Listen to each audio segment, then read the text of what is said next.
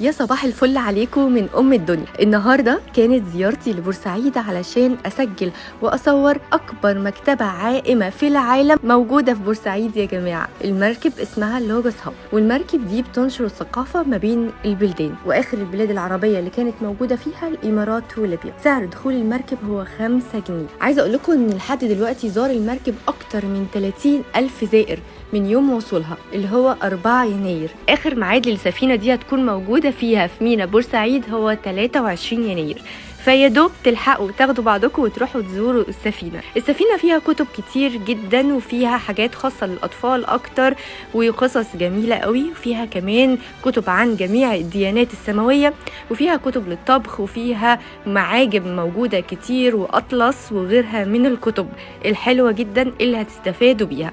وأكيد أسعارها طبعا حلوة جدا ومناسبة لأكبر مكتبة عائمة في العالم، معرض كتاب مفتوح في البحر. الزيارة نفسها مشوقة جدا، ممكن ما تشتريش كتب، بس انك تروح وتزور مكتبة كبيرة جدا عائمة وتعتبر الوحيدة من نوعها في العالم، اكيد هيكون نفسك تخوض التجربة. عايزة اقولكم كمان موجود فيها كتب تعليمية خاصة بالدراسة كتيرة جدا لجميع الأعمار، وكمان موجود فيها هدايا تذكارية ممكن تشتروها، والأسعار مناسبة. الفكرة إن مركب عالمية سياحية ثقافية موجودة عندنا في مصر، بيزورها دايما جنسيات كتير جدا من كل مكان في العالم، إنها تكون موجودة عندنا فده أكبر جذب سياحي في الفترة دي.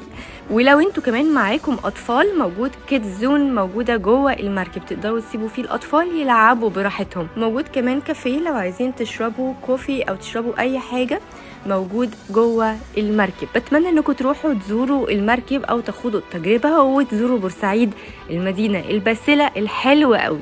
الفيو طبعا على قناه السويس حلوه قوي. زيارتي حقيقي لبورسعيد كانت علشان المركب دي، بس انا اتفاجئت ان في اماكن تانية كتير لازم اغطيها افضل واحلى، عشان كده استنوا مني فيديوهات حلوه قوي الفتره الجايه عن بورسعيد.